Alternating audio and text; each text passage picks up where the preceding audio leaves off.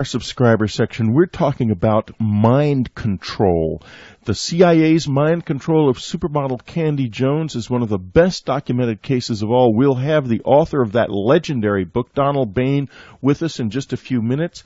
In the subscriber section, I talk with a lady who had a similar childhood experience to my own of going to a strange, very difficult school situation at an Air Force base that's hard to remember, filled with trauma. Listen as the two of us discuss this and trade notes. It's really kind of chilling. I have to tell you, not everything has been revealed yet in terms of CIA mind control, and we really need to go down the same road with MKULTRA that we went down with the plutonium experiments. The government needs to admit what it did, to apologize, and above all, to compensate those who have suffered, and they have been many. Listen and be chilled by what you hear about Candy Jones. She was the wife of a radio host, Long John Nabel, and she turned out to have an induced double personality that was discovered and documented. It is eerie, eerie stuff. What are they doing fooling with people like that? We need to fix this. Next week on Dreamland, we go after the Chalice of the Magdalene. We're searching into what is real behind the Da Vinci Code. There's real stuff there. Don't let them tell you it's all fiction. There's something absolutely fascinating been discovered by this author. You will absolutely not forget it. And then in the subscriber section, abductee Leah Haley with new extraordinary information for all of us. Hi, this is Ann Strieber. I've always been interested in mysterious powers. Some people have figured out how to get lucky. Some have studied with Native American shamans. Some know how to read auras. And others have finally figured out how to lose weight. I'm going to talk with some of these miracle workers on my new show, Mysterious Powers, now on unknowncountry.com and available as a download for subscribers.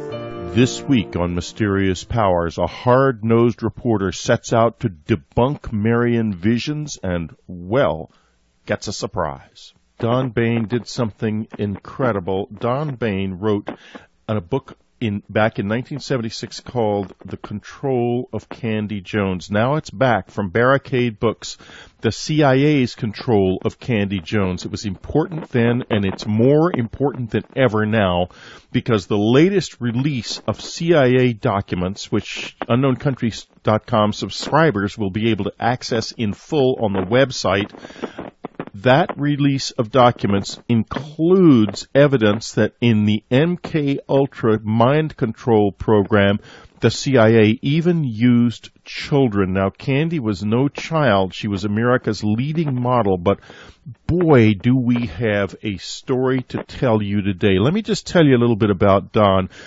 80 books he has published: murder mysteries, comedies, investigative biographies, westerns, lifestyle guides. His autobiography, Every Midget Has an Uncle Sam Costume, has recently been published also by Barricade Books. Don has been doing this for a long, long time, a true expert when it comes to investigation, and this book reflects it. Welcome to the program. Well, thank you so much. I'm delighted to be here. Well, it's a delight to have you in a way. I wish that we were talking about something more less disturbing than a Central Intelligence Agency run amok. But that is what we're talking about. Tell us a little bit about who Candy Jones was. Candy Jones was arguably the most famous model during the 40s, 50s, into the 60s. She was a favored pinup along with Betty Grable in the South Pacific during World War II. She was in 1 month she was on 11 magazine covers in a single month. She married Harry Conover of the Conover Modeling Agency, whose partner, by the way, was Gerald Ford, who was a male model in New York, and then he left and became president. She was a very high-profile lady with a couple of unique characteristics. Well, maybe one wasn't. She was terribly patriotic, which was good.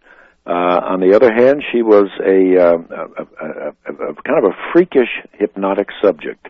And the combination of going on USO tours, becoming very involved with military people, led her into this program with the CIA that eventually had her becoming a human guinea pig for their experimentations in mind control. Now, tell us a little bit more about this unique hypnotizability issue here.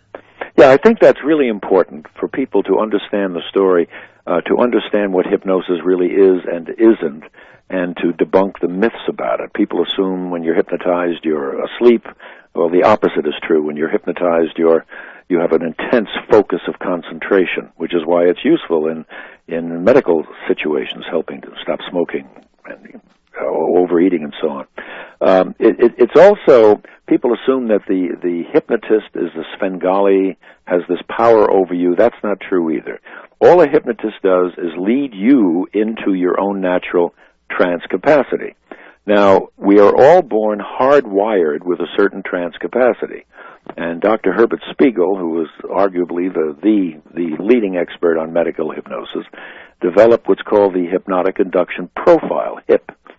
And we all range somewhere from 1 to 5, 1 being not very hypnotizable at all, 5 being extremely hypnotizable, and it's estimated maybe 5% of the population fall into this, and the rest of us fall somewhere in the middle. When you take a 5, and Candy was a 5 on that scale, all things are possible, and in terms of manipulation, and the CIA knew this, and they identified her as being this wonderful subject. And it's very much what a stage hypnotist does when he's picking people from the audience. He quickly figures out who's hypnotizable and who isn't. Now, tell us how they found out. How did she come to their attention? Well, she was involved with a doctor in the South Pacific when she was doing USO tours, and he treated her. She had a number of diseases, tropical diseases. He then was put in touch with her many, many years later by some military friends, including a general, and she ended up having dinner with him out in California, and he said to her that with all of your travels, you might be someone useful to the government to deliver messages.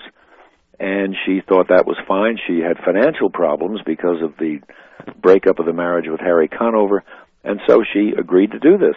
What she didn't agree to was to become a guinea pig, to become a subject in this experimentation that this physician, Gilbert Jensen, was involved with, as were many doctors who were funded by the CIA at that time to experiment on people. Now, did you, incidentally, folks, I want to just interrupt our flow of conversation for a moment here to tell you that we have got some electromagnetic disturbance in this area, and you're hearing, I think, right now it's probably coming out into the system, some static, and you may hear a smoke alarm go off in a few minutes. We do not know why this is happening in this studio today, but it is, and we have been unable to track down the problem.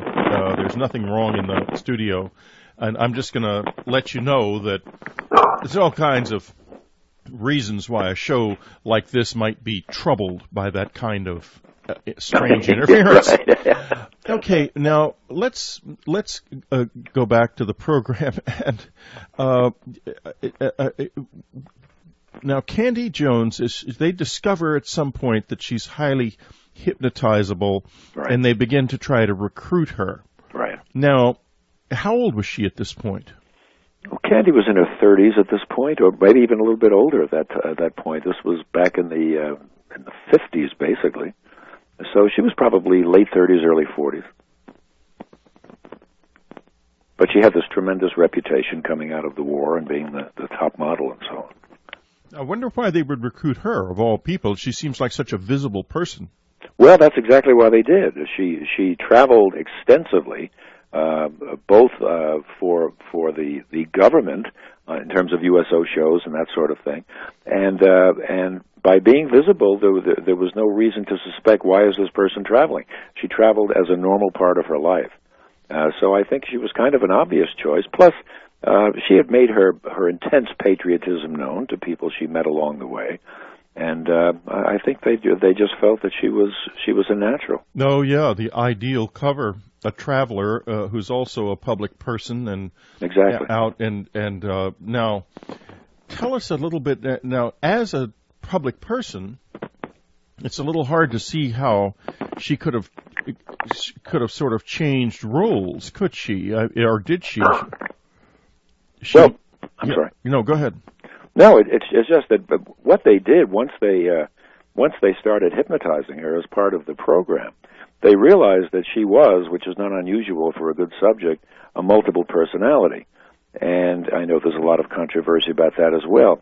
But she did have a second personality named Arlene Grant. And part of the hypnotic programming was to make Arlene a much more prominent figure, so that when Candy traveled, Arlene was basically carrying the message. Arlene was the messenger. And this also was very beneficial to them because Candy didn't know anything.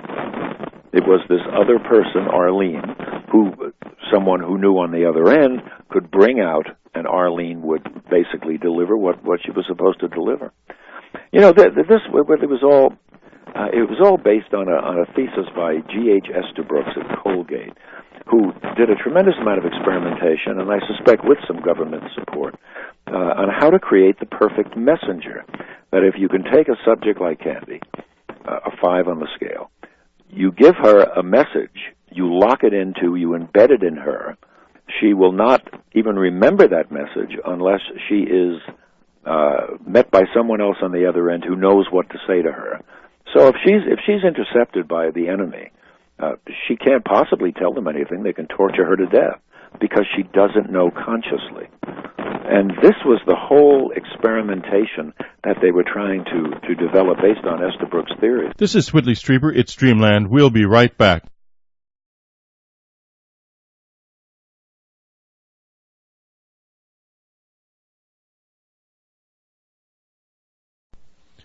This is Whitley Strieber. It's Dreamland. We're back talking with Donald Bain.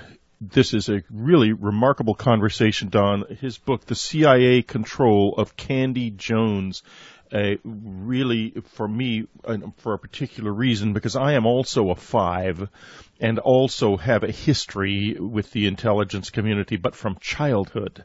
And so I'm not going to get into that in this program. My listeners have heard plenty about it, and they'll hear more. But I will only say that you must read the book, because this will tell you something about what was going on, and in my opinion, still is. How do you react to that, Don? They said in 1967 they'd quit. They said in 1976 they'd quit. Have they quit? No, I don't think they have. I think it's just an appealing thing for them to continue with experimentation, worrying about our enemies doing the same thing. I mean, now that the Soviet Union is gone, that was the big concern. There was all sorts of reports that the Soviet Union were creating Manchurian candidates and so on, and so this was having both sides with an atomic weapon. Kind of a standoff, but no, I see no reason why they wouldn't be continuing today, and frankly, they've lied so many times about it, I don't see why they wouldn't be lying today about it. Exactly, and let's go back now to the doctor. Did Candy ever confront this doctor? Ever confront him? Confront him, yeah. Did she have, what kind of memory did she have of what was happening to her? Well, her memory was brought out through roughly 200 hours of hypnotic sessions that were conducted by her husband, Long John Nebel, who was one of the greats in radio. Yes, the king of late night talk radio in New York for more than 20 years, and John would induce her into a hypnotic trance, which was not hard with her. I mean, the whole trick with somebody like Candy or anybody who's a 5 is to keep them from going into trance spontaneously throughout the day. And these things would come back, and he would begin to regress her. And age regression is a remarkable thing that can be done in hypnosis with the right subject. I've seen people regress back to infancy left with just a sucking reflex. But something that happens is that people who have, like has happened to me, who have a difficult and frightening abusive situations happen to them in childhood, during a hypnosis session about something completely different, they regress spontaneously. Yes, absolutely. That's right. And Candy would do that routinely with John, and John eventually realized he was with this woman. He'd married this woman who was presenting to him 2 different women. I saw it his wedding day. I was standing with her chatting, and she was a very warm and loving person and wonderful to talk to, and all of a sudden I was talking to a different woman. And Joan was faced with that as her husband, her new husband, and finally pulled out a tape recorder, bought a tape recorder, and when she would go into these spontaneous trances, or he would suggest she go into them, and would lead her back in her life, all of these things started to come out about what happened with Dr. Jensen and other physicians. I think that's one of the appalling things, Whitley, is that so much of this experimentation was done by medical doctors who were treating patients every day, but were taking all of this money from the CIA and doing these experiments on their behalf. And there's something really sobering about physicians doing that. Well, yeah, it's extremely unethical, and equally unethical was the transport and use of German doctors who Gestapo expert interrogators in Project Paperclip. Among those was the one I had unfortunate contact with as a little boy, a doctor who was worked under Hubertus Strughold and at Randolph Air Force Base here in San Antonio, and I'm still way behind where Candy was in terms of struggling with this. I was out there just recently driving down a highway with my wife in the car, and suddenly found myself driving into the south gate of the Air Force Base where we had gone as children to this Dr. Antonio Kraus, and my wife didn't notice me turning off the road. I must have, but she's not very aware of the area. But I was astonished that I had gone from being on a very large interstate to this little country road without even knowing what I was doing. Without even knowing, Not sure. even knowing. And I can't get back to it. That's one of the things I was so interested in. I wish I had somebody with Lord John Nable's patience and determination. Tell us, he must have talked to you right along, didn't he? Oh, yes, he did. Once he realized what was happening, he brought me in on it. And I was part of some of the hypnotic sessions with her. Sometimes we role-played, John and I, with scenes that she would dredge up between two doctors. Sure, yeah, he brought me in right from the beginning. This is Whitley Strieber. It's Dreamland. We'll be right back with Don Bain.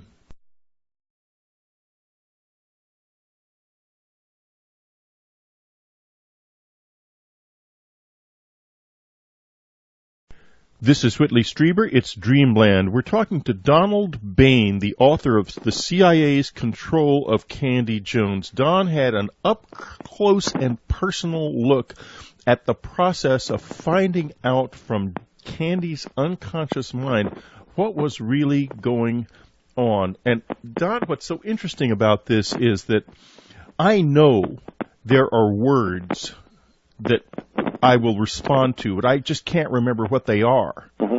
And even under hypnosis, I've been asked to say the words, and I can't do it. Oh. And how did you get into Candy's altered other personality? Well, that other personality basically emerged unsummoned. All of a sudden, she had been coming out. Arlene had been presenting herself to John at dinner, in bed, during their normal day. She would just come out. She would emerge. And then during the hypnotic sessions, it became almost a battle of the minds between John and Arlene. Arlene would emerge.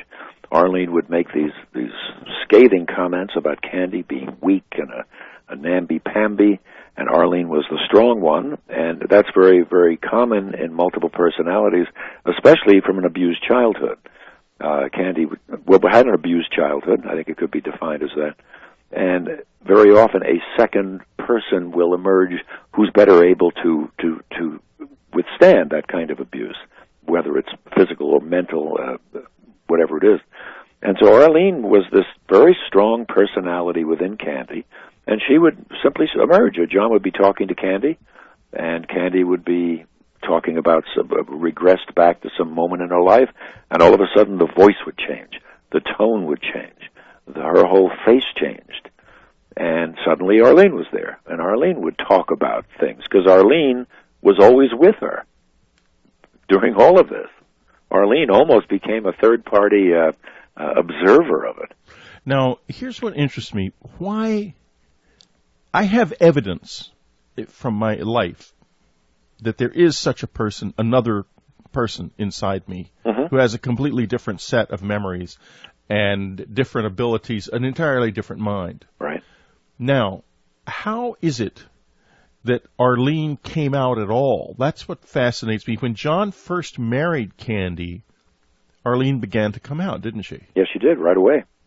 Now, why was that? Do you know? Well, I think Candy felt a lot of stress. And when Candy would feel stress, Arlene would come out because she was better able to cope with it. The marriage was, Candy's life was very stressful. It had been her entire life. And I know at the wedding, for instance, there were maybe 60 of us there, friends, and Candy and her mother were the only two people there from her side. And she was a very stressful, stressed out kind of lady. And Arlene I traveled with her for 6 weeks promoting the book all over the West Coast. And it was just amazing. We'd be sitting on a show like this, and the interviewer would ask a question that made Candy uncomfortable, and I'd look across, and I'd see the face change, and suddenly the voice changed, and out would come Arlene answering the question. So I think it was a compensation.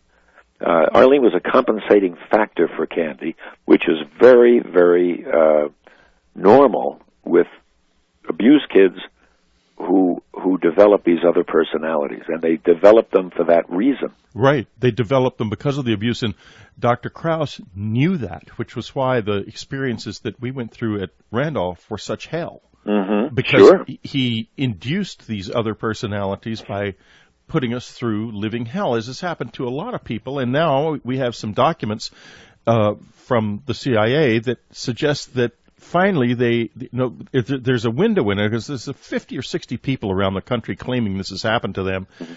There was a group of children found in a park in Tampa, Florida, back in the 80s, who were feral and had been let out of a truck by two men who were somehow connected to the government. Right. There was a big controversy about this that ended abruptly when the CIA stepped in and killed the whole investigation.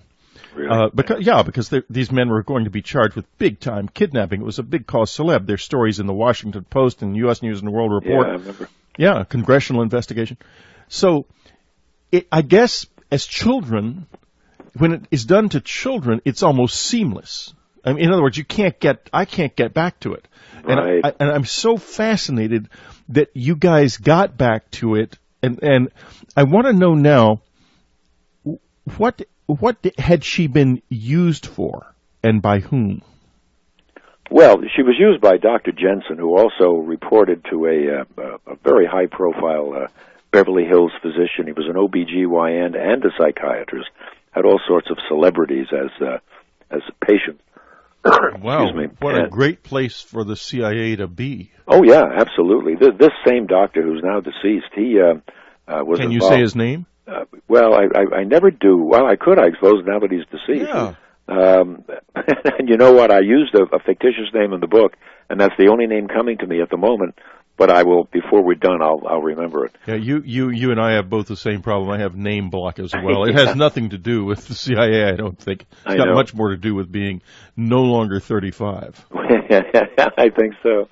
So between the two of them, they had Candy as a subject, and I'm sure she wasn't the only subject. I mean, I'm sure they were dealing with a number of people that maybe they were using drugs on some. There was a suspicion that some drugs were used with Candy, although I never really could pin that down. It was really much more hypnosis.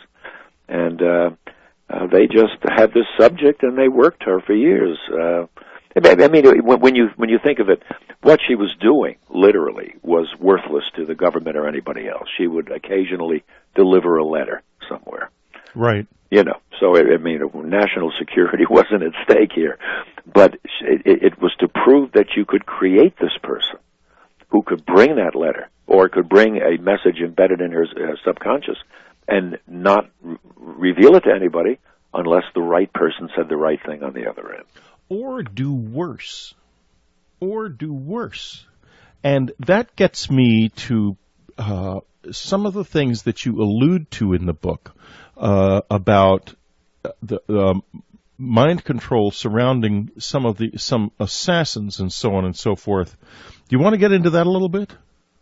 In terms of assassins? Yeah, like the Kennedy assassination, for example. Sure, absolutely. Well, you go back to Oswald. Oswald went through the Behavior Modification Institute in the Soviet Union 2 months before he came and killed Kennedy. Right. James Earl Ray, we know, was hypnotized in Los Angeles, I suspect by the same doctor, just before he killed Martin Luther King. Now, why didn't that's now a documented fact, but it was nowhere in the investigation. That's right. No one who does these investigations, these government committees or commissions, wants anybody to know anything about this. What's very interesting about hypnosis, the old high school thing where the guy says, gee, if I learn hypnosis, I can get the girl in the next desk to take her clothes off, right? Well, with hypnosis, even with a good subject, you can't simply tell that person, take your clothes off, because it goes against moral values and so on. But you can change the visual, and you can convince that person, a good subject, that she's alone in a room, it's becoming stifling hot, and she'll be more comfortable if she takes off her clothes. Just the way you can tell a wife, for instance, that you can't say the next time your husband walks through the door, shoot him. Right. But you can change the visual and say the next time the door opens, it's a rabid bear. And so you would better shoot to save your own life. Now, could you do something? James Earl Ray arguably was certainly a man who hated Martin Luther King. Mm-hmm. Could you use hypnosis to change a man who already wanted to do something like that into an actor, to someone who would do it? Oh, yes, absolutely. I'm convinced, and it's funny, I had a lot of information about this that I couldn't use in the book with real names because I just couldn't get it past the lawyers. I'm convinced that Sirhan was programmed by this same doctor. I'm convinced this doctor, in fact, I know this doctor found Sirhan with other people at a racetrack, a training facility, brought him back to the house, and it's been established by Herbert Spiegel and another psychiatrist that Sirhan is a 5, and I'm convinced that Sirhan was programmed to kill Robert Kennedy, and what they tapped into was not only his inherent hardwired hypnotizability, they tapped into his Palestinian background. And his hate, yeah. And Kennedy's, support of Israel and so on. So it was very easy to manipulate him, very easy. And to wipe from his memory the fact that he was manipulated. It's absolutely terrifying. It is. It sure is.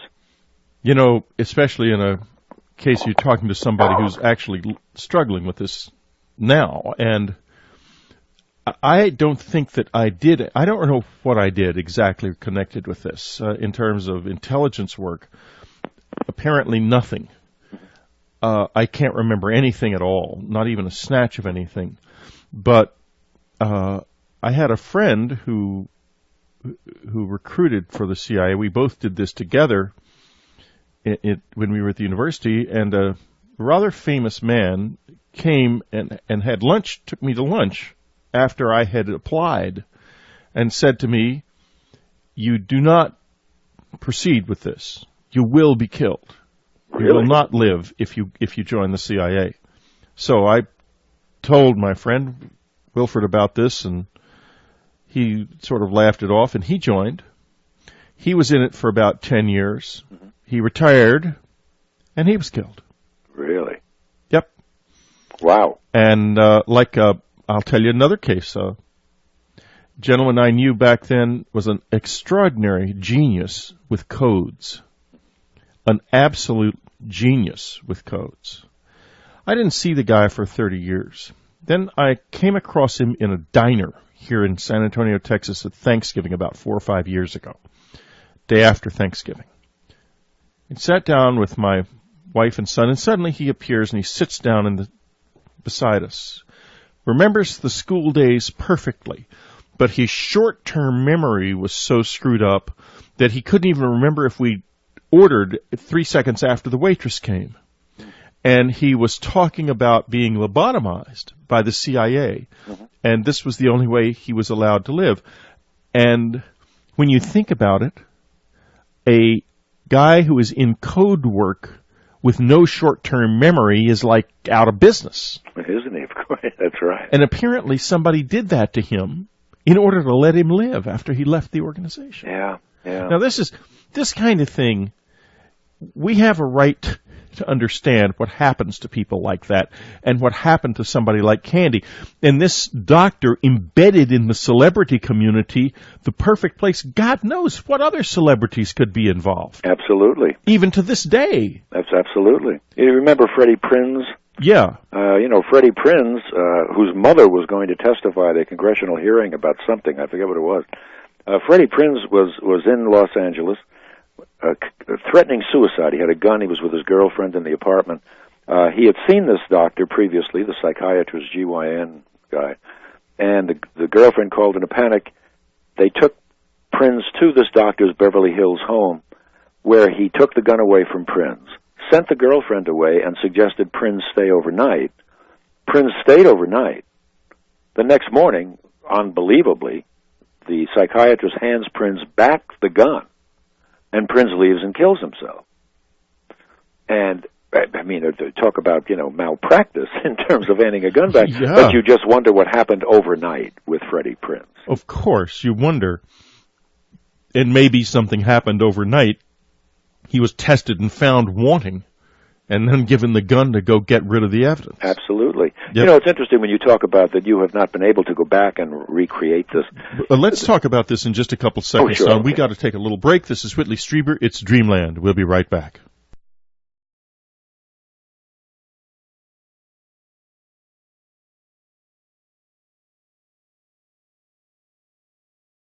This is Whitley Strieber. It's Dreamland. We're back talking to Donald Bain. The CIA's control of Candy Jones. Well, I don't need to tell you why this is so important. It's terribly important because your freedom and mine, our freedom, depend on getting to the bottom of this kind of thing. The United States won World War II. We then became a community of secrets, and where the secrets start, the Republic stops. We have got to spread the borders of the Republic deep into the secret community. And I'll tell you, there's two things they're hiding. Stuff so ugly they can't afford to let us know, and waste so extravagant they dare not let us know. That's the reality. Okay, let's now go back to where you were just starting to ask me a question just before we left the air. Yes, you indicated that, you've not been able to go back and recreate these things from your childhood. As Herb Spiegel, the psychiatrist, said about John, he would have preferred that a psychiatrist did all of these 200 hours with Candy rather than a layman like John. But as he pointed out, it would be prohibitively expensive to do that in terms of time and certainly in terms of money. So the advantage here was that Candy had a husband who was very well versed in hypnosis and who was working with people like Dr. Spiegel and other physicians who were advising him, who were looking at what he did, who looked at the results of it, and, said he was doing the right thing. But unless you had a loving spouse, let's say, or someone who every night is with you, and you suddenly you go into this other person, or you start regressing back, and somebody who can then follow up and ask questions and have the tape recorder going, it's never going to come out, Exactly, it'll never come out. And in I think in the case of people who have this done to them as children, it may be that unless they develop a drug that enables the mind to open, it'll never come out with them. Yeah, unless right. it happens to be somebody who knows how to open the door. Exactly. So let's go back now. We were talking a little bit about the assassins, and recently there's been a lot of controversy about Lyndon Johnson and whether or not he had anything to do with the death of Kennedy. Right. Something I don't think. I can see where that might be something that people might conclude, because there was a lot of fear among the Democrats in Texas about Kennedy coming to Dallas because of General Walker, who had just spat on Adlai Stevenson the week before in the Adolphus Hotel, and Kennedy insisted on going around Dallas in an open car, and they were afraid he was going to get shot. Right. And so it sort of looked like there was a kind of a pre-conspiracy beforehand, as these guys variously left the state and made mysterious phone calls, et cetera, and so forth. But then afterwards there was a wave of death among all witnesses, beginning with Dorothy Kilgallen. Yes, that's right. And I just, in reading the book and in knowing your background and all the different corners of the world that you have gone into and your knowledge of this subject, I want to digress a little bit and see if you have any theories about what might have been going on there. Well, you know, if you put all the scientific examination aside, it seems to me inconceivable, just from a common sense point of view, that Lee Harvey Oswald, James Earl Ray, Sirhan, all were simply single nuts, you know, they just operated on their own. Nobody else was involved. Nobody else knew. I mean, it's absurd on the surface. Of course. It really is. I don't know about the Texas situation. Of course, I've read a great deal about it. And yes, there is that rumor that I think it was Johnson's attorney who's come forward and talked about Johnson having arranged for this assassination of John Kennedy. But I do know, because of the Candy Jones book brought me into the Robert Kennedy assassination much more deeply. Right. That Sirhan was programmed to kill Robert Kennedy and was programmed by the same doctors who were doing CIA experimentation, which by extension means the CIA was responsible for it. Now, I point out in the book that I'm not saying the CIA as an entity, top guy at the CIA said, do this. But the problem with the CIA is that there are so many rogue groups within it, right, operating with their own agenda, what they feel is right for America, with their own funding that's never reported, it's never accounted for. And that's where you have the problem. I think it's that kind of rogue, in John Kennedy's case, Southwest, big oil money kinds of people, with the blessing of the CIA, the tacit blessing, that are behind these kinds of things. Now, when I was reading the book, I wanted to ask you, and since you bring this up, I'll ask you now. Actually, we're coming up on a break in a couple of seconds, but I was wondering if you knew any specifics about such groups, who they might be and so forth. And in just a couple of seconds, we're going to ask Don that question. How deep can we really go into this in terms of information right now? This is Whitley Strieber. It's Dreamland. We'll be right back.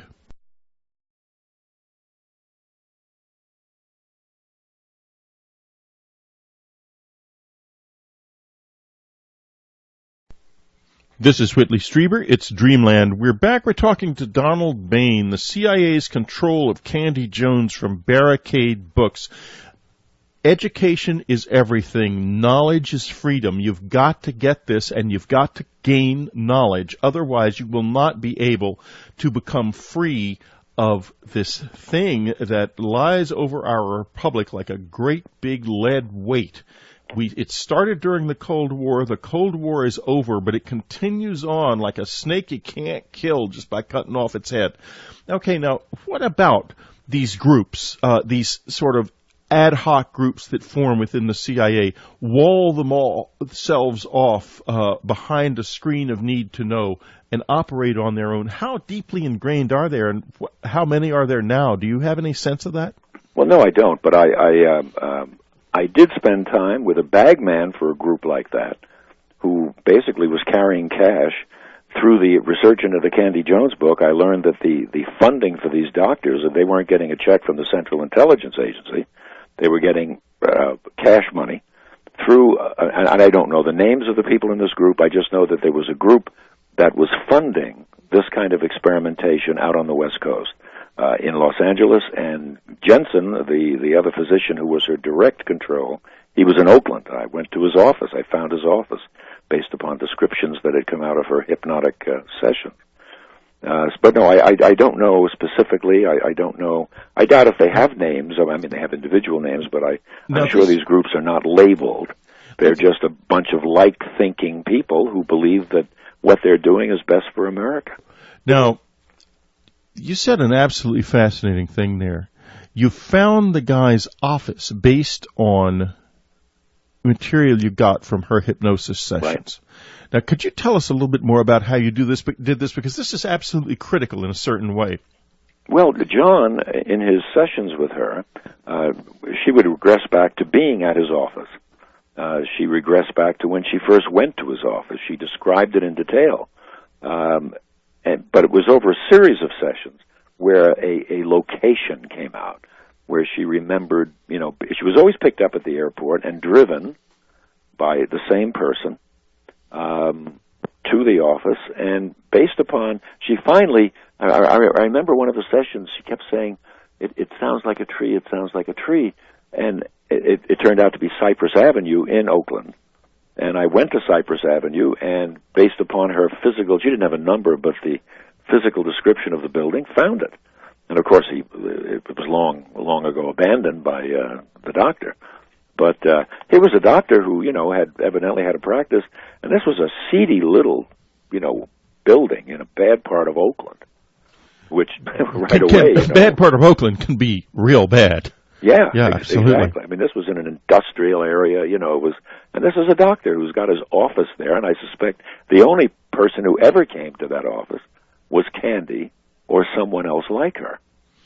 Now, you know who the doctor was then, therefore, and where the office was.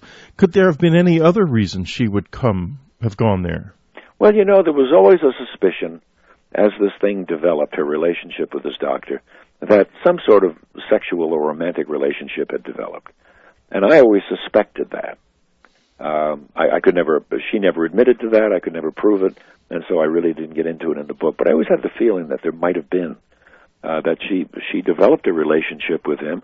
I mean, after all, you take somebody as suggestible as her, and as trusting, which goes right along with the suggestibility, and this was a real father figure to her. This was a physician. This was somebody she met during the war. This was a war hero.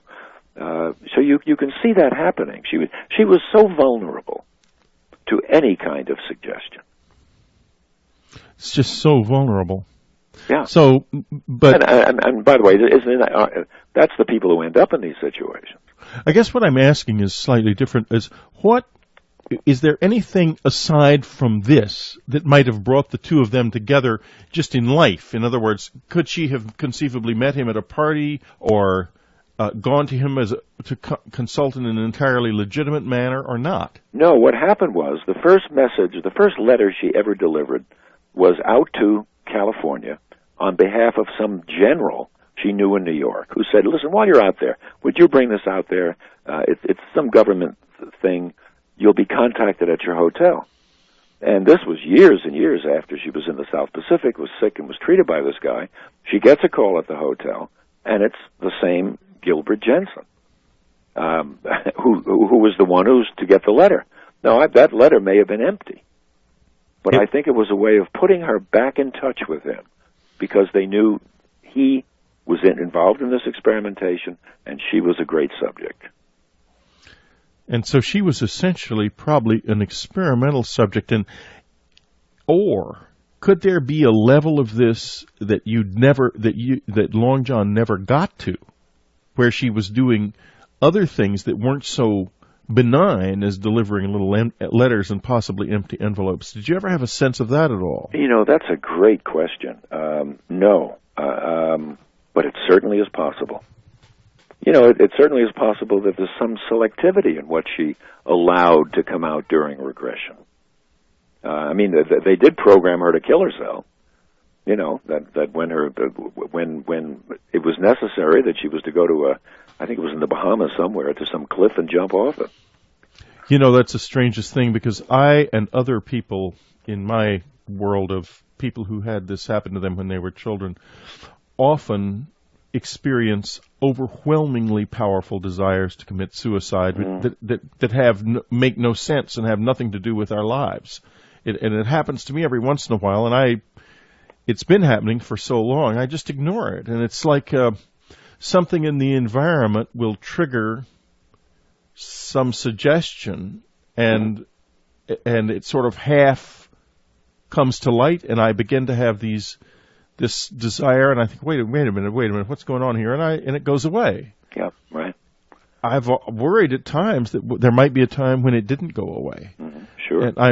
And she was programmed to do it if she was about to be discovered, or what? Yeah, I guess if they felt it was prudent to get rid of her. It's interesting. The movie rights to this were bought right after the book came out. For $100,000, the 20th Century Fox bought it for Jane Fonda, paid she wanted to play the role, and they paid $100,000, which was big money back then. And 3 top screenwriters wrote screenplays. The movie has never been made. And I've tried for years to buy the rights back, and they absolutely won't do it. And I wonder why. You know, I have to tell you that when I read that, I thought to myself, when I was reading the book, I make TV movies and films also. Right. And I'm always looking for good material, and I thought to myself, this would be good. And then I got to that part, and I realized that that this would be, if I tried to take this to the networks, everyone would say no, they won't do it. Right. They wouldn't do it. Right. No, they wouldn't do it. Yep. Which is in and of itself terrifying. Yes, isn't it? Yeah. Because it's... Well, look at Disney, Just did this on the Michael Moore picture. With the Michael Moore thing, yeah. Sure. Of course, that hasn't gotten quite out of the fan yet, if you will, if you don't mind my saying, because it's quite clear that Michael Moore's film doesn't fulfill the contractual restrictions. In other words, he fulfilled his contract. Right. And they're not distributing the film is going to at least get them involved in a very, very big lawsuit. Yes, it is, and it's going to sell the movie. Yeah, well, it's like Fox with the Al Franken book, Yeah. It's stupid is what it is. Well, Eisner is no genius. That's quite clear. He's practically run that company into the ground. Yep. Well, this is so. I would like to turn now to the issue of where you feel, because we're only getting down to our last 10 or so minutes together. Where you feel this might be going. In other words, Candy has passed, Long John Nabel has passed, right. But have they passed, or has a torch been passed to a new generation of people like this, maybe who are not experiments, but who are actively involved in doing things like the things that you think that Ciaran may have done, and I would agree, and James Earl Ray, possibly Oswald. Are there more of those people out there now? Again, from a common sense point of view, Whitley, I'd have to assume yes.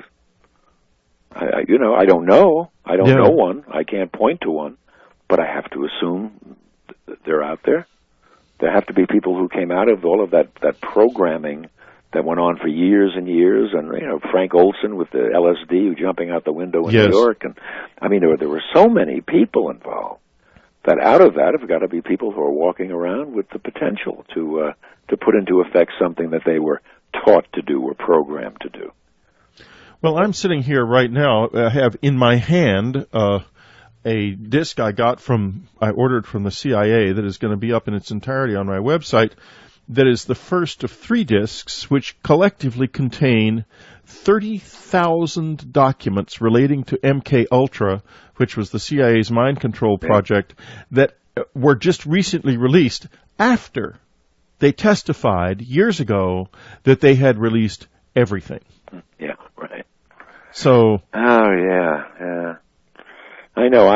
John Marks was a researcher into all of this who got a lot of the MKUltra and Operation Bluebird material. Right.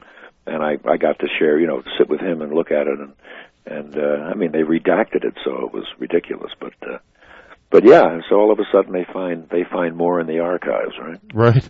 This is Whitley Strieber. It's Dreamland. We'll be right back.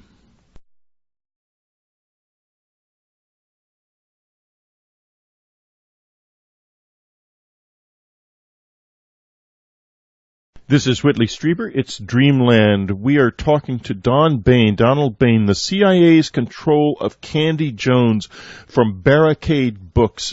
Do not miss this. This will get you into a very important mindset. That is a mindset of understanding what it means to say where the secrets start, our freedom stops. There are people behind the wall of classification who can do anything, essentially anything.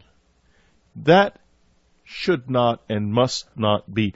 You made reference, Don, just before we left the air, to Project Bluebird. Mm-hmm. Could you tell us a little bit more about that?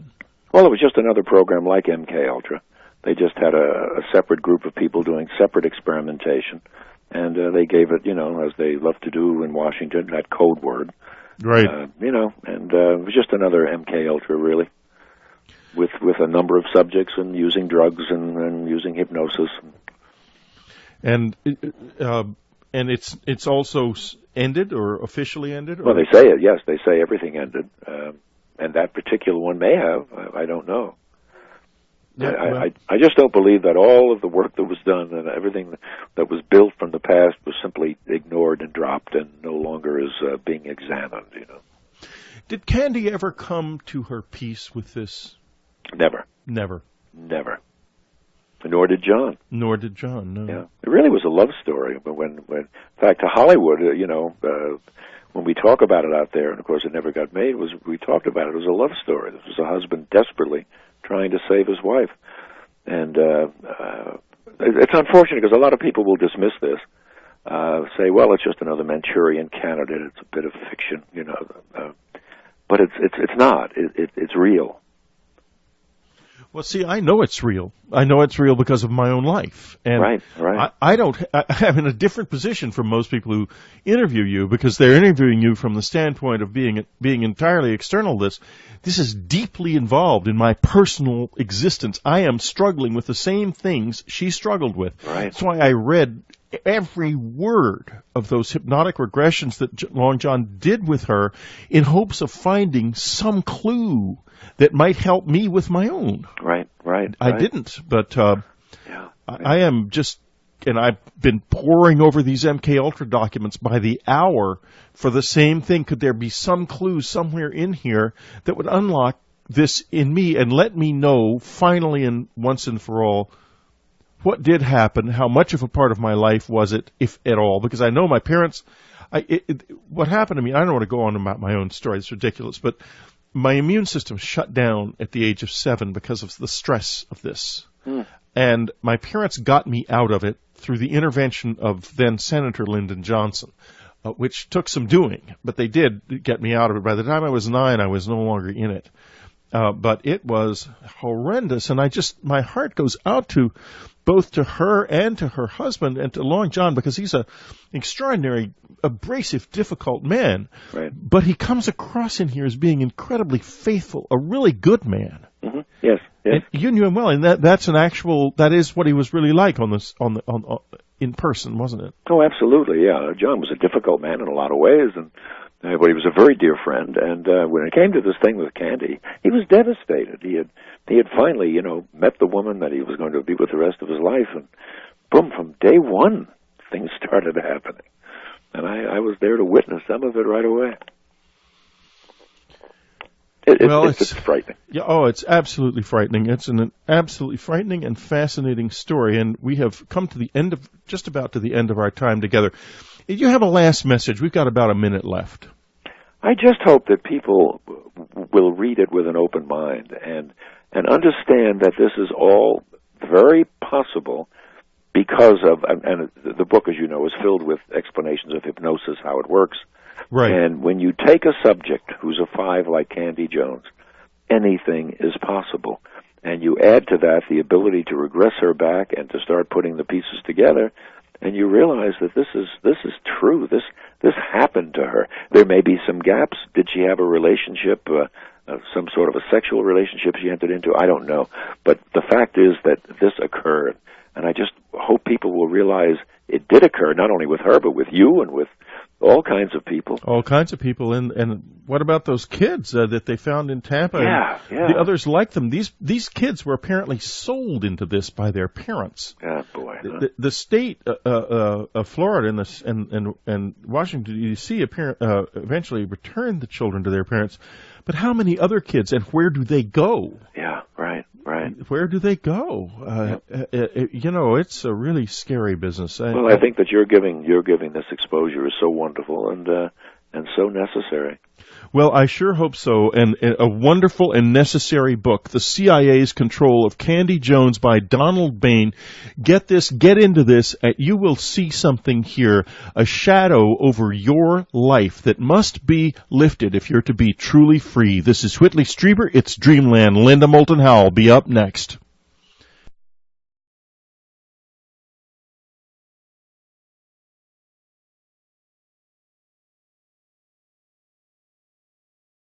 One reporter who loves mysteries is radio's leading science journalist, Linda Moulton Howe. She's an Emmy Award-winning TV producer, documentary filmmaker, and writer, and the reporter and editor for EarthFiles.com, the Internet's most respected edge science website.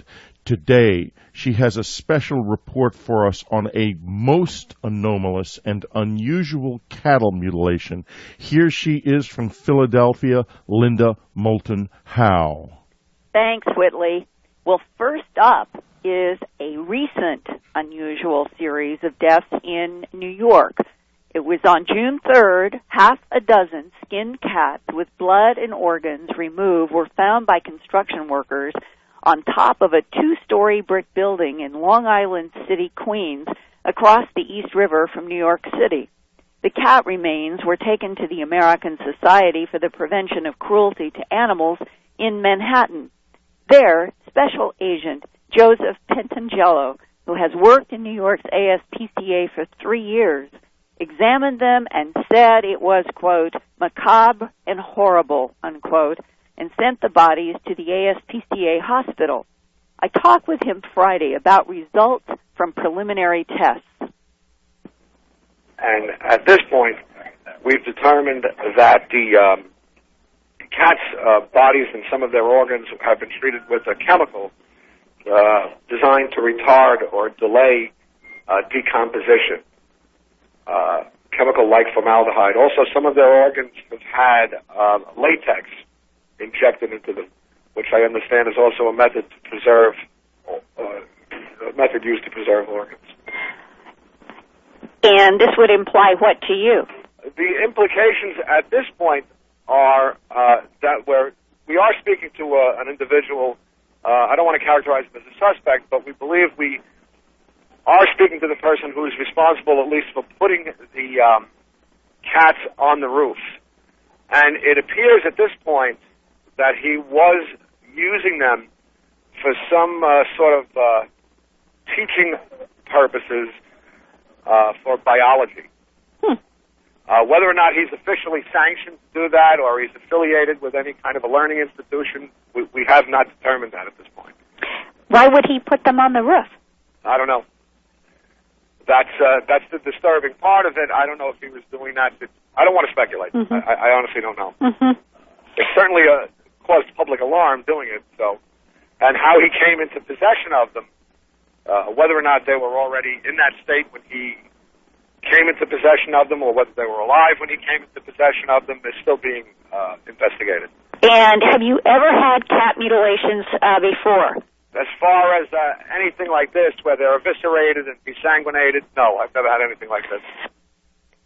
From cats in New York to large animals far west, in northwestern Missouri, in the region around Trenton, something horrible happened to a pregnant mare on Thursday, May 20th. She had been seen alive the afternoon before and was discovered 24 hours later around 3 p.m., dead and mutilated. Her still unborn foal's head seemed melted away by some incomprehensible force. The mare was the granddaughter of a grand champion American quarter horse and was worth at least $5,000. Her owner, who has requested anonymity, has been raising quarter horses for more than 40 years, and this spring has about 100 head in her pastures. 34 of those were pregnant and being watched over by a ranch hand. On Thursday, May 20th, he counted them and realized one was missing. So he went to look for the pregnant mare. Well, when I went down there, the eyes was completely gone. The tongue was gone. The mouth was kind of pried open. And the colt was halfway out, but there wasn't no head to it. And the mare was on her back with 4 legs up in the air? No, she was on her back, but one leg was laying on the ground, and her other 3 was up in the air. Okay. And the the foal, could you describe which legs and what was still inside of the mare and the condition of the head and stuff in more detail? The head on the colt was completely gone. There wasn't no head. Were you looking at a bone, neck bone, or what? Yeah, there wasn't. It was just the shoulders is all you could see. Well, everything else is gone. Do you mean that the neck bone and the skull head was not there either? Right, it was not there. And then it had like two round holes in the stomach.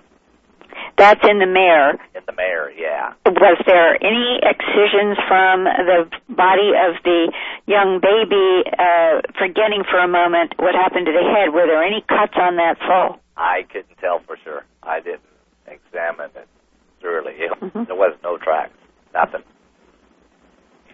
No blood.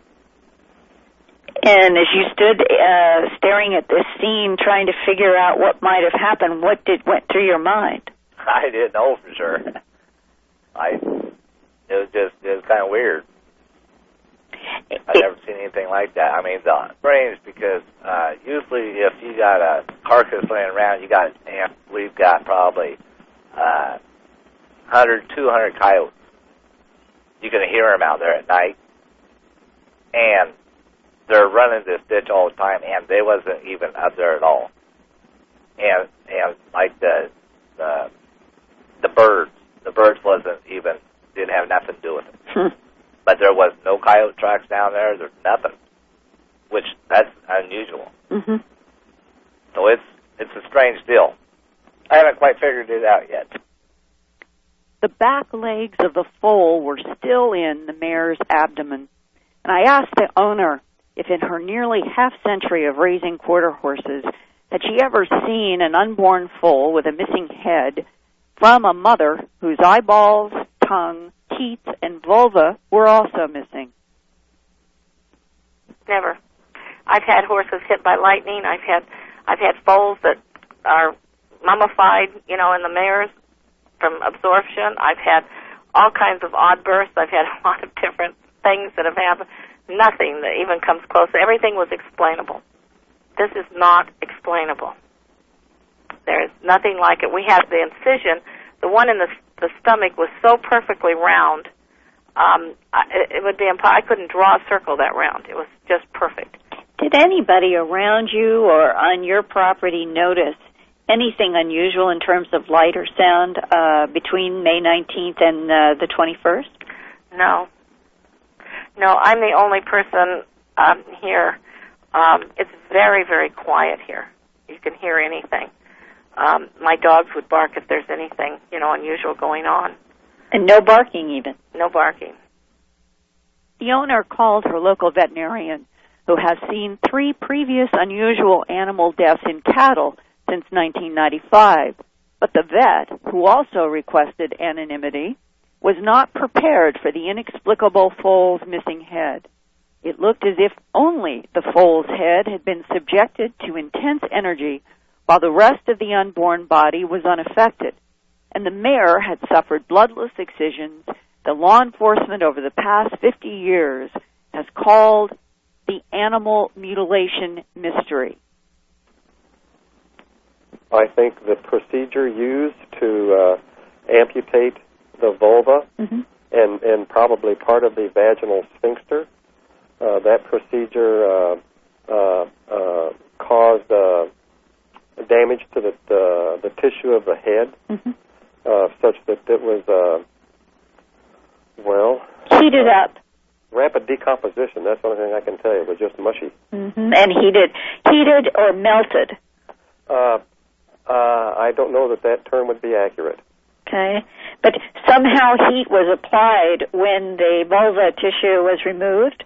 I wouldn't say that was accurate either. No. That we don't know. We just don't know. In looking at the other cases I've seen and looking at the edges of the tissue, trying to determine what technique was used, I don't know. No sign of singeing or burning.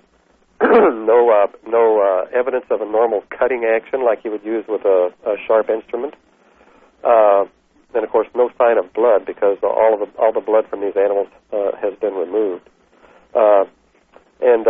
I think that because the foal was close to being delivered, maybe just hours away from being born, that the technology used in the removal of the vulva inadvertently destroyed the through some means destroyed the flesh of the foal's head. That was down in the birth canal. It was down in the birth canal, and it was just inadvertent that the head tissue was altered. Wow. And what method? I don't know. When I look at it, and I have handled it with protective gloves on, and it's like it's the consistency of runny oatmeal. It's like it had been in a pressure cooker for a long period of time, and the mare had well, let's put it this way: both eyeballs were missing. The tongue was missing, clear back to its attachment, back in the base of the throat. The udder had been removed. The vulva and vaginal sphincter had been removed, and there was a small incision had been made on the midline of the abdomen. One that in looking at my first impression when I had seen this the same incision made on a 650-pound heifer. In fact, the first animal that I had witnessed as a mutilation. Despite having gone through this, and the first thing that came to my mind was that this was what I would call a spay cut, S-P-A-Y, a spay cut, and it's the positioning of an incision that you would make to perform a hysterectomy, and the location of that is critical so that you can exteriorize the entirety of the ovaries and the uterus for excision. And were you able to confirm in that other case that a hysterectomy had actually been done? Yes. But you were able to confirm that the mare had been exsanguinated, all blood taken out of the muscle tissue? Yes. And it was pale pink-white? Yes. That's unusual in and of itself, isn't it? Very unusual, but it's been the case with the four that I have seen. The technique used on these animals is very exquisite. Mm-hmm. Something that I don't know we have the technology to duplicate. So using mutilation really is a very inaccurate term and does disjustice because people hear that and then they think weirdos or cult people. But these things that happen are not things that humans can duplicate. Why are you and other veterinarians reluctant to speak on the record? Because of the highly unusual nature of what takes place, the fact that it's a secretive occurrence, and when you consider the possibilities after a logical evaluation of what evidence you do have, the choices on who's responsible are narrow and disturbing. And here are the two most logical possibilities: that we have alien beings and spacecraft that are coming here from somewhere else, or we have demonic beings that are already here and have been here since the beginning. This is Whitley Strieber. It's Dreamland. We'll return to Linda Moulton Howe in just a moment. This is Whitley Strieber. It's Dreamland. Let's go back to Linda Moulton Howe's science report. A professional veterinarian doesn't want to get near that kind of subject matter because it could jeopardize your career? Well, maybe not so much your career, but it could your business. Well, that would be your career. Yeah, you'd have to go somewhere else. I recently went to a conference, which I had an opportunity. There were many veterinarians there, and I took kind of a little private survey. And even then, you had to be careful how you approached somebody and inquired whether or not they had had any experience with this. And there were several. I would say that the majority of small-town country veterinarians, those who do rural food animal practice, have had personal experience with these things. Mm-hmm. Most of them don't talk to anybody, not even their wives, about it. And they don't because they are afraid what will happen? I suppose it's the unknown. Probably more than worries about ridicule is because it's the unknown. Fear, I don't know if it's really a fear factor. But I know that it occurs an awful lot. But you don't want to go on the record with your name and location? Not at this point, no. And that's what I'm trying to get at, is you're among most veterinarians make the same decision, and I'm trying to understand why, if this is an ongoing intrusion on our planet. They can't prove anything. They have, even the most thorough of autopsies and investigations haven't provided any answers. Meaning you can say that excisions were done in some cases with high heat, but you can't prove what the instrument was or who operated the instrument. Right, or why. In my first book, An Alien Harvest, that came out in 1989, there was a case that reminded me a little bit of this current Missouri case, and this goes back to March 10th, 1989, and in Hope, Arkansas, on the L.C. Wyatt farm, there were 5 cattle found in a straight line. The first impression at the scene and the photographs taken by the local newspaper were that the animals had been dropped dead in their tracks, as the editor of the newspaper said. And one cow was lying on her right side, and there was a large round cut area with the unborn calf still inside of the embryo sac, lying just sort of part legs inside the abdomen of the dead and mutilated mother, and the calf was inside of the embryo sac. And there was no blood on the ground. There was no fluid in the sac whatsoever. There should have been fluid in that sac. There should have been a tremendous amount of fluid coming from the pregnant cow, and yet everything was dry and these perfect excisions. The cow belly had been cut 18 inches by 22 inches with something that definitely caused some kind of hot cautery, because we were able to get tissue from that animal and have it examined by a pathologist, hematologist, John C. Altshuler, who was working with me at the time, has now passed on, but he was instrumental in doing a lot of work on this Hope, Arkansas case, and was able to confirm that the tissue had been cut on that pregnant cow with something hot enough to cook the collagen and to have caused what he said was some kind of cautery of the capillaries in the veins so that there was no bleeding. Now, in the current Missouri case of 2004, the veterinarian said that upon examination that he was looking at muscle tissue in which there had even been hemoglobin removed from the capillaries.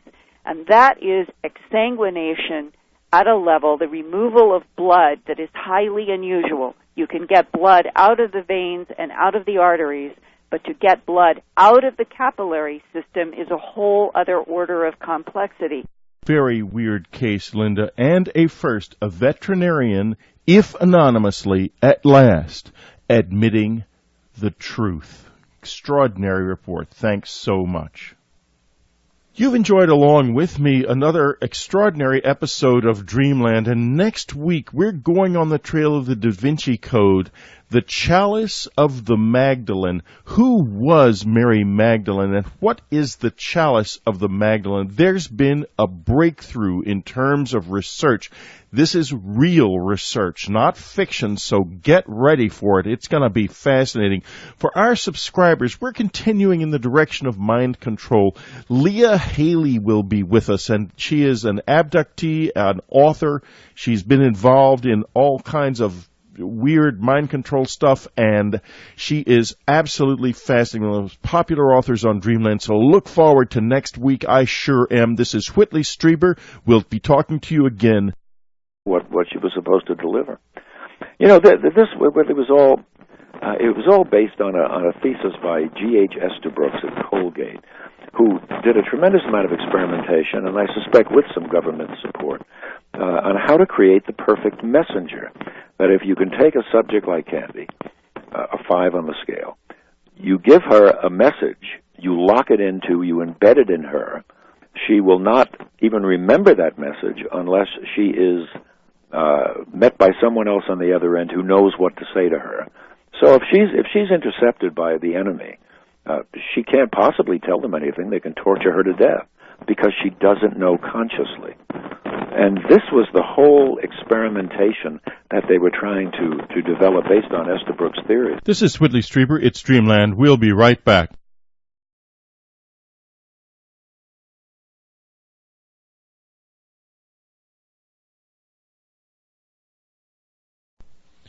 This is Whitley Strieber. It's Dreamland. We're back talking with Donald Bain.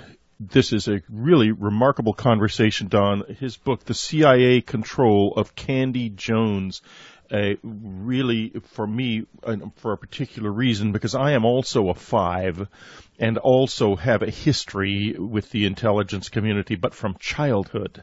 And so I'm not going to get into that in this program. My listeners have heard plenty about it, and they'll hear more. But I will only say that you must read the book, because this will tell you something about what was going on, and in my opinion, still is. How do you react to that, Don? They said in 1967 they'd quit. They said in 1976 they'd quit. Have they quit? No, I don't think they have. I think it's just an appealing thing for them to continue with experimentation, worrying about our enemies doing the same thing. I mean, now that the Soviet Union is gone, that was the big concern. There was all sorts of reports that the Soviet Union were creating Manchurian candidates and so on, and so this was having both sides with an atomic weapon, kind of a standoff. But no, I see no reason why they wouldn't be continuing today, and frankly, they've lied so many times about it, I don't see why they wouldn't be lying today about it. Exactly, and let's go back now to the doctor. Did Candy ever confront this doctor? Ever confront him? Confront him, yeah. Which UnknownCountries.com subscribers will be able to access in full on the website. That release of documents includes evidence that in the MKULTRA mind control program, the CIA even used children. Now, Candy was no child. She was America's leading model, but boy, do we have a story to tell you today. Let me just tell you a little bit about Don. 80 books he has published: murder mysteries, comedies, investigative biographies, westerns, lifestyle guides. His autobiography, Every Midget Has an Uncle Sam Costume, has recently been published also by Barricade Books. Don has been doing this for a long, long time, a true expert when it comes to investigation, and this book reflects it. Welcome to the program. Well, thank you so much. I'm delighted to be here. Well, it's a delight to have you in a way. I wish that we were talking about something more less disturbing than a Central Intelligence Agency run amok. But that is what we're talking about. Tell us a little bit about who Candy Jones was. Candy Jones was arguably the most famous model during the 40s, 50s, into the 60s. She was a favored pinup along with Betty Grable in the South Pacific during World War II. She was in 1 month she was on 11 magazine covers in a single month. She married Harry Conover of the Conover Modeling Agency, whose partner, by the way, was Gerald Ford, who was a male model in New York, and then he left and became president. She was a very high-profile lady with a couple of unique characteristics. Well, maybe one wasn't. She was terribly patriotic, which was good. On the other hand, she was a kind of a freakish hypnotic subject. And the combination of going on USO tours, becoming very involved with military people, led her into this program with the CIA that eventually had her becoming a human guinea pig for their experimentations in mind control. Now tell us a little bit more about this unique hypnotizability issue here. Yeah, I think that's really important for people to understand the story, to understand what hypnosis really is and isn't, and to debunk the myths about it. People assume when you're hypnotized you're asleep. Well, the opposite is true. When you're hypnotized, you have an intense focus of concentration, which is why it's useful in our subscriber section. We're talking about mind control. The CIA's mind control of supermodel Candy Jones is one of the best documented cases of all. We'll have the author of that legendary book, Donald Bain, with us in just a few minutes. In the subscriber section, I talk with a lady who had a similar childhood experience to my own of going to a strange, very difficult school situation at an Air Force base that's hard to remember, filled with trauma.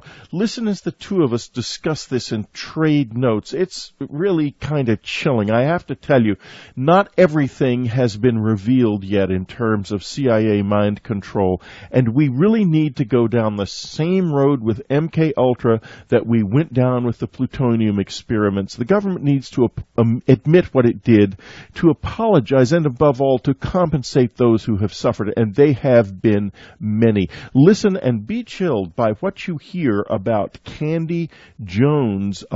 She was the wife of a radio host, Long John Nabel, and she turned out to have an induced double personality that was discovered and documented. It is eerie, eerie stuff. What are they doing fooling with people like that? We need to fix this. Next week on Dreamland, we go after the Chalice of the Magdalene. We're searching into what is real behind the Da Vinci Code. There's real stuff there. Don't let them tell you it's all fiction. There's something absolutely fascinating been discovered by this author.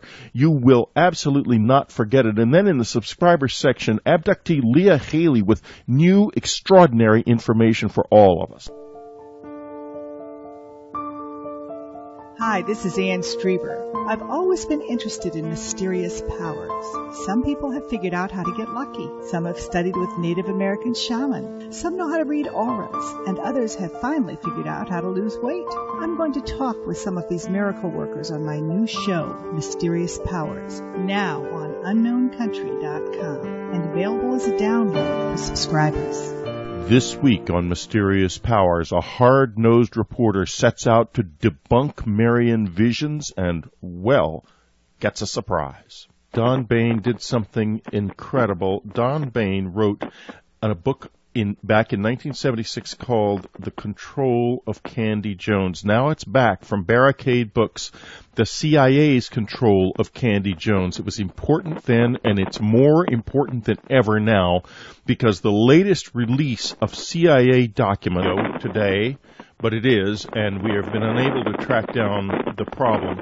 There's nothing wrong in the studio, and I'm just going to let you know that there's all kinds of reasons why a show like this might be troubled by that kind of strange interference. Right. Okay, now let's go back to the program. And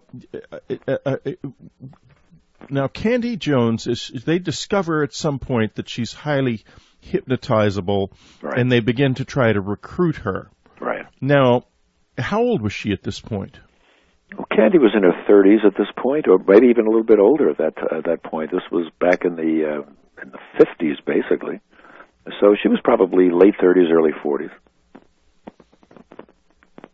But she had this tremendous reputation coming out of the war and being the top model and so on.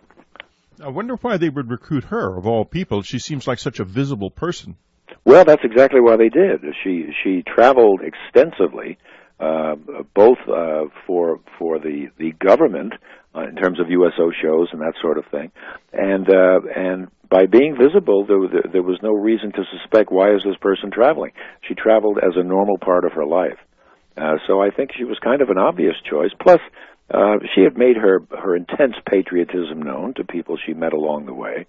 And I think they just felt that she was a natural. Oh, yeah, the ideal cover, a traveler who's also a public person and exactly out. And now, tell us a little bit, now, as a public person, it's a little hard to see how she could have sort of changed roles, could she? Or did she? Well, I'm sorry. No, go ahead. No, it's just that what they did once they started hypnotizing her as part of the program, they realized that she was, which is not unusual for a good subject, a multiple personality. And I know there's a lot of controversy about that as well. But she did have a second personality named Arlene Grant. And part of the hypnotic programming was to make Arlene a much more prominent figure, so that when Candy traveled, Arlene was basically carrying the message. Arlene was the messenger. And this also was very beneficial to them because Candy didn't know anything. It was this other person, Arlene, someone who knew on the other end could bring out, and Arlene would basically deliver medical situations, helping to stop smoking and overeating and so on. It's also, people assume that the hypnotist is the Svengali, has this power over you. That's not true either. All a hypnotist does is lead you into your own natural trance capacity. Now, we are all born hardwired with a certain trance capacity. And Dr. Herbert Spiegel, who was arguably the leading expert on medical hypnosis, developed what's called the hypnotic induction profile, HIP. And we all range somewhere from 1 to 5, 1 being not very hypnotizable at all, 5 being extremely hypnotizable, and it's estimated maybe 5% of the population fall into this, and the rest of us fall somewhere in the middle. When you take a 5, and Candy was a 5 on that scale, all things are possible, and in terms of manipulation, and the CIA knew this. And they identified her as being this wonderful subject. And it's very much what a stage hypnotist does when he's picking people from the audience. He quickly figures out who's hypnotizable and who isn't. Now, tell us how they found out. How did she come to their attention? Well, she was involved with a doctor in the South Pacific when she was doing USO tours, and he treated her. She had a number of diseases, tropical diseases. He then was put in touch with her many, many years later by some military friends, including a general, and she ended up having dinner with him out in California, and he said to her that with all of your travels, you might be someone useful to the government to deliver messages. And she thought that was fine. She had financial problems because of the breakup of the marriage with Harry Conover, and so she agreed to do this.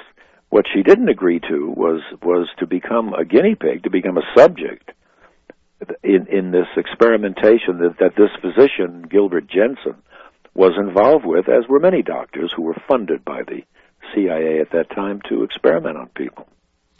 Now, did you, incidentally, folks, I want to just interrupt our flow of conversation for a moment here to tell you that we have got some electromagnetic disturbance in this area, and you're hearing, I think, right now it's probably coming out into the system, some static, and you may hear a smoke alarm go off in a few minutes. We do not know why this is happening in this studio.